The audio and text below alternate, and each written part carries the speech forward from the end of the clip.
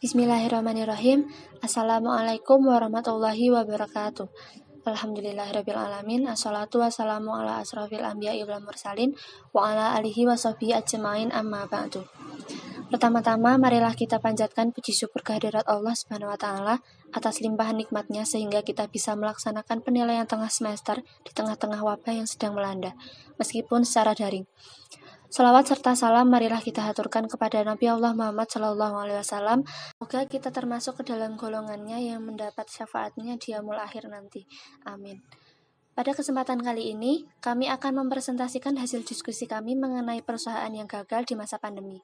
Sebelumnya, saya akan memperkenalkan anggota kelompok kami, yaitu yang pertama, Nabila Kusuma dengan NIM 215231121. Yang kedua, Fahri Syafarudin dengan NIM 215231122. Yang ketiga, Raihana Al-Atiyah dengan NIM 215231123. Yang keempat, Syarina Panca dengan NIM 215231125. Yang kelima, Arinda Lintang dengan NIM 215231126. Kami akan mempresentasikan mengenai e-commerce fashion Sorabel gulung tikar akibat pandemi virus corona. Sorabel melakukan likuidasi dan akan menghentikan kontrak kerja seluruh karyawannya tanpa terkecuali. Proses tersebut berlangsung pada 30 Juli 2020.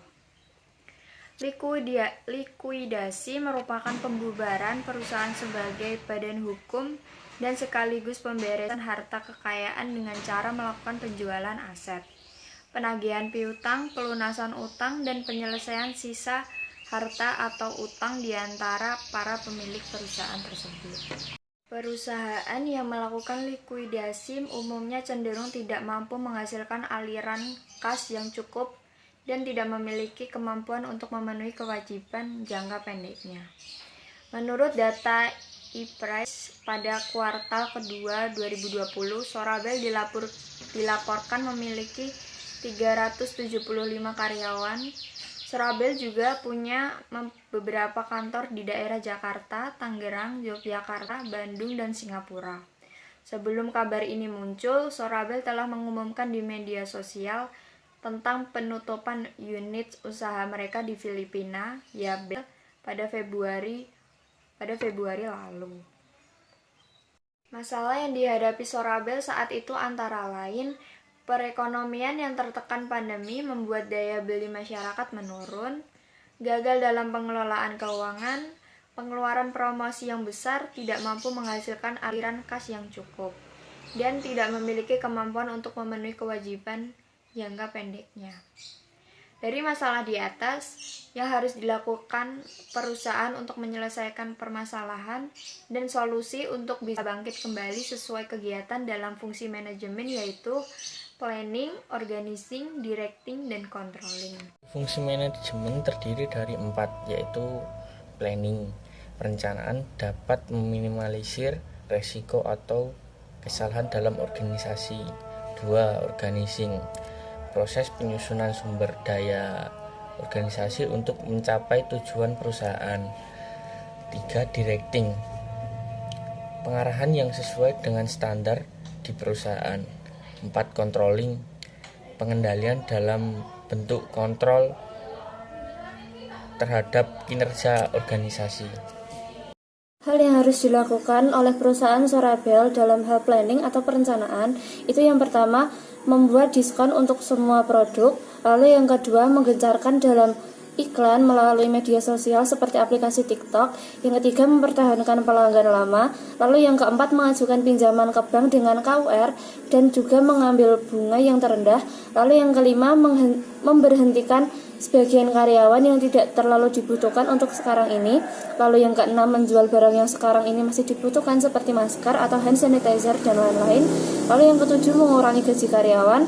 Yang kedelapan, menjual baju yang sekarang ini sedang tren. manajemen yang kedua yang dapat dilakukan oleh perusahaan Sorabel yaitu organizing. Yang pertama adalah pembentukan organisasi agar kerja dapat dilaksanakan dengan baik. Yang kedua, membagi tugas berdasarkan kemampuannya. Yang ketiga, melakukan pembagian tugas untuk sumber daya manusia dalam kerja dan menciptakan spesialisasi, alokasi sumber daya alam. Yang keempat, menetapkan garis kewenangan dan struktur perusahaan, manajemen tingkat atas kepada manajemen tingkat bawah untuk bertanggung jawab sesuai posisinya. Yang kelima, melakukan rekrut, seleksi, pelatihan, dan pengembangan sumber daya manusia atau tenaga kerja.